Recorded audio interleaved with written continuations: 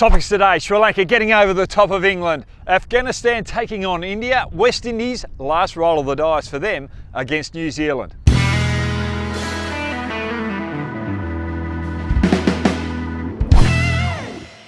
Well, Sri Lanka, what a wonderful performance. They wanted to get 300 on the board today against the English. They didn't quite get there, they got 232. But the thing that I was most impressed, they achieved their first goal, and that was to bat through the whole 50 overs in their innings. They haven't done it through the whole tournament, and today they did it.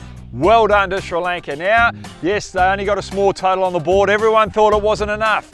They didn't go out there when they bowled and chased the wickets. What they did, they bowled test match length, and the English couldn't cope with it, and they got the wickets, and they put the English on the back foot. Now the English, they're getting too far ahead of themselves in this tournament. They're competing against each other. Who's hitting the most sixes? Who's hitting the furthest sixes? Who's bowling the quickest? They're not concentrating on the opposition teams. And what's happened? They've paid the price. Firstly, I want to get on to Matthews as well. Well batted, I've been on your back. You've struggled in this tournament, but you set the game up for Sri Lanka. So well done to the experienced Matthews. But the turning point was Joe Root not having a poker face, giving it away that he edged it down leg side. Sri Lanka took the opportunity. England couldn't recover from there, and Sri Lanka went on to win the game and keep themselves into the tournament. Well done to the boys in blue and yellow. Now, let's get on to the games today. Afghanistan taking on India.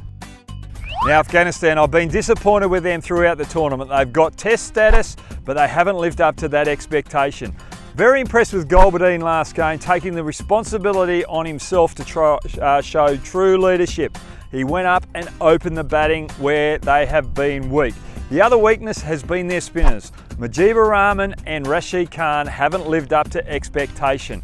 They've just been leaking runs, they've been chasing wickets, they haven't been able to be patient enough in this 50 over format, and opposition teams are pouncing on it. So for Afghanistan, they need improvement in their spin, and also they need to continue what they did the other day and bat through their 50 overs. They've got to show improvement for the rest of this tournament, so they've got confidence moving into their future cricket programs down the track. Now for India today, this is a game that they should win, but they can't go out there and take it easy. They want to make sure they get full points on the board so that they can give themselves a bit of a buffer on that table leading into the final series, because they've got 4 games in 10 days coming up before that final series starts. So if they've got any little niggles, they want to be able to rest those players comfortably. The other thing is they've got to give time in the middle for Dhoni and Jadhav. Are they willing to bring them up the order in front of the likes of Kohli today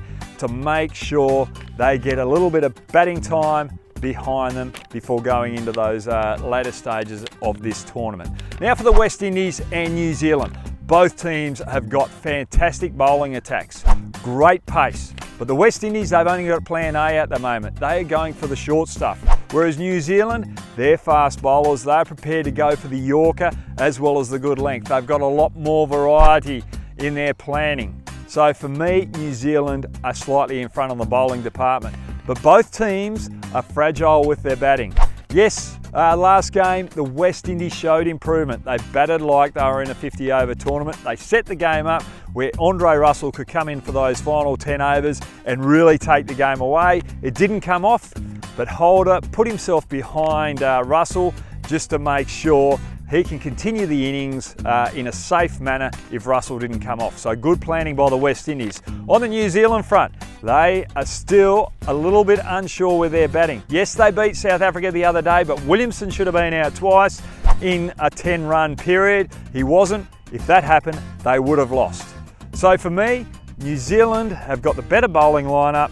Both teams are fragile, but I think New Zealand will get over the line against the West Indies.